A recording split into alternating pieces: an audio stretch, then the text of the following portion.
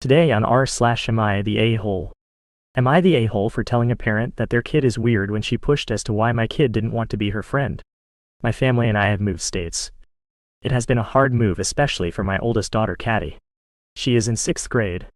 The area's school district has a Facebook account that parents are a part of. I introduced myself on there a while ago.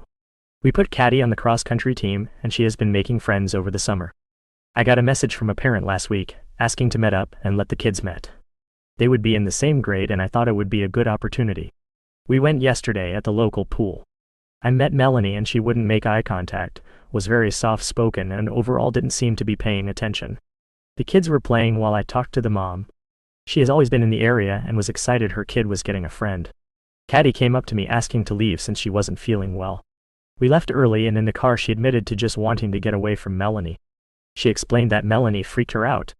She was very touchy, kept pushing her in the water, was whispering, saying things under her breath, would stare at people and make comments, comparing people to bugs. I am still confused on what that means.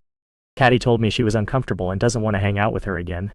The parent messaged me and asked when they could do it again. I told her the girls didn't mesh well and that we will have to decline. She then called me asking what I meant. I told her that Caddy wasn't interested in hanging out since they don't mesh together. I was trying to be polite about it.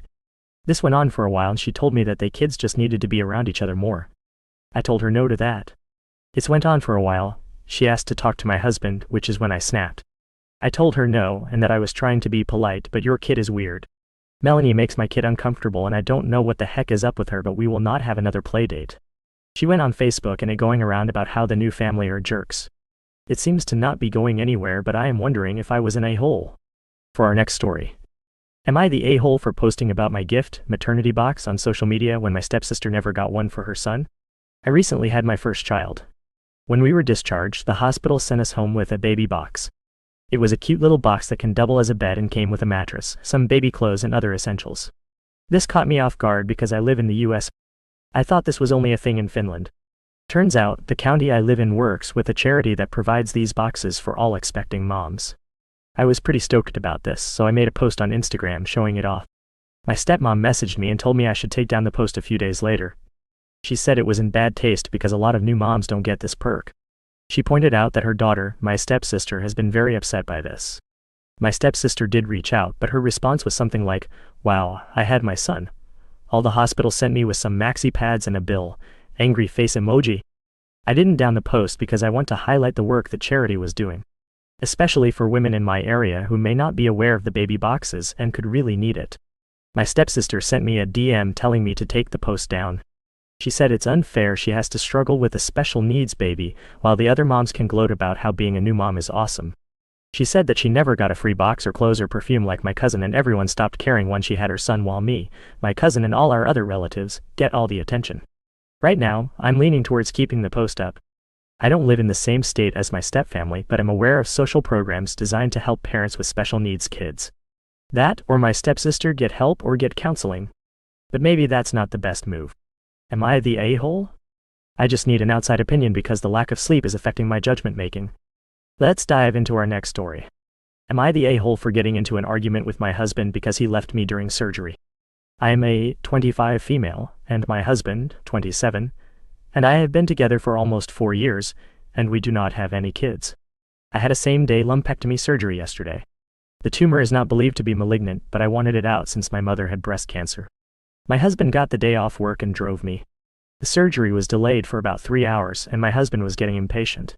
The surgeon finally came in and said she expected the surgery would take an hour. After she left, my husband said he was going to leave the hospital to get lunch when I went under since he hadn't eaten that day.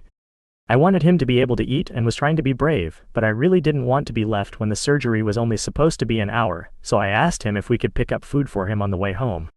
He gave me the impression he would stay, and I was wheeled away. Fast forward to 30 minutes later, I was being shaken awake by a nurse who told me I was sick, and she was trying to get in touch with my husband. Apparently, during the surgery, my blood pressure dropped rapidly, and my surgeon was able to get the tumor out in 20 minutes. My BP was 70/30 by the time they got it out, and my lips had turned blue. I was very sick in my room. I was bleeding through my internal stitches, coming in and out of consciousness, and was vomiting, all the while. My nurse was trying to track my husband down. My surgeon called him, but he did not answer. I'm very thankful for the sweet nurses who took care of me and reassured me. It is the next day now, and I'm very emotional and angry about the whole ordeal. My husband did not apologize and has been incredibly defensive about the whole thing.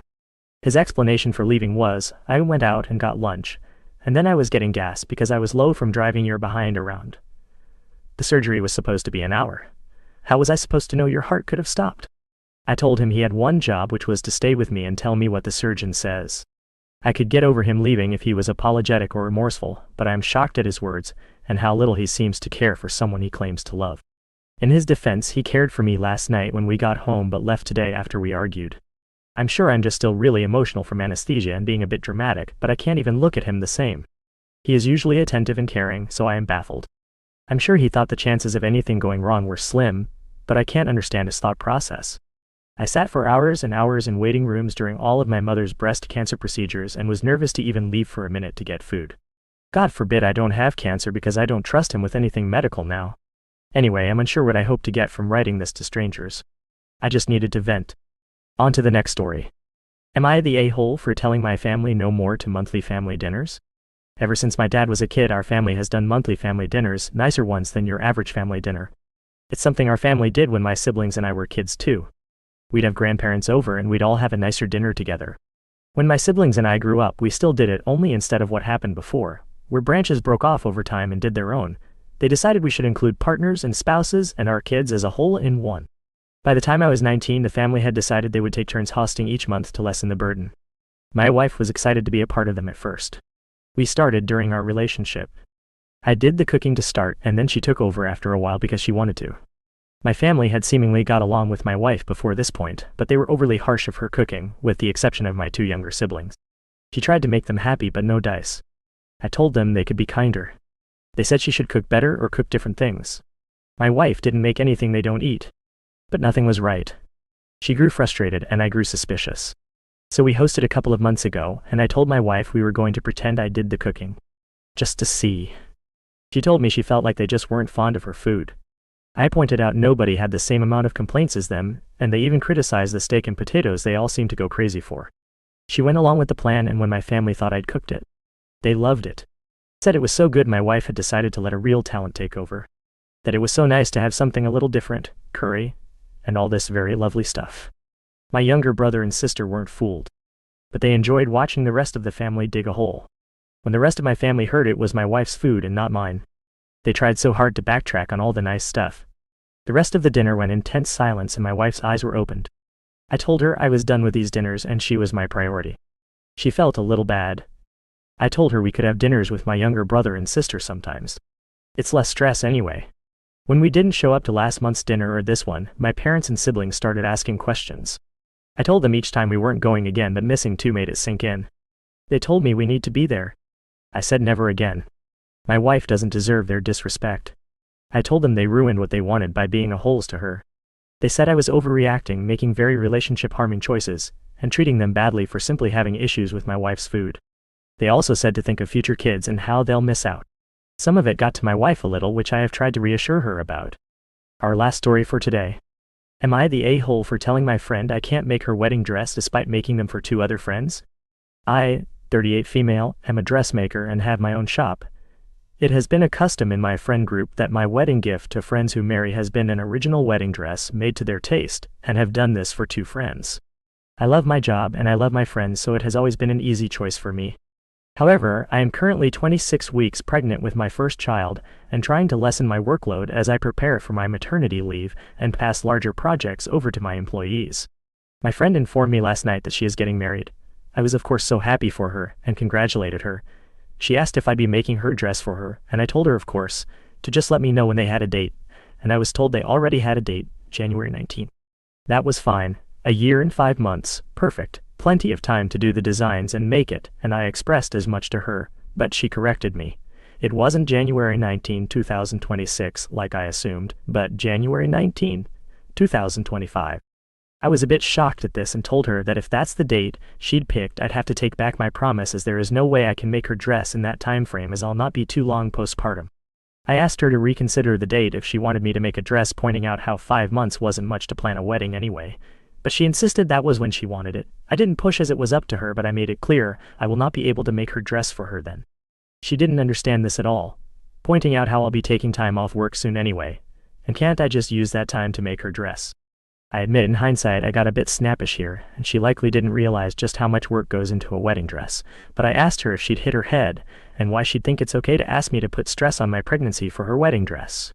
She has been putting messages in the group chat calling me out for it and saying how it's easy to tell who my favorites are and it's clear her feelings are hurt.